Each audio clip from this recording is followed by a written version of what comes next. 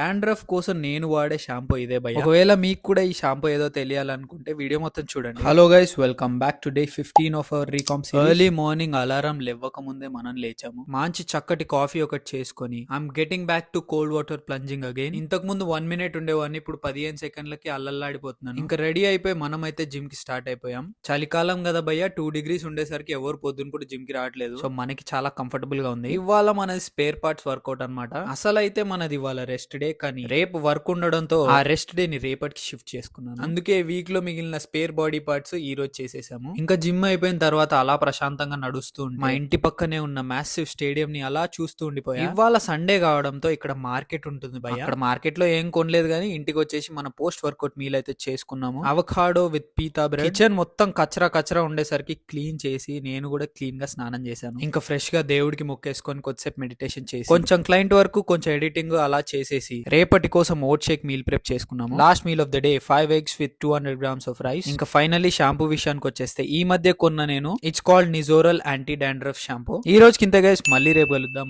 Bye.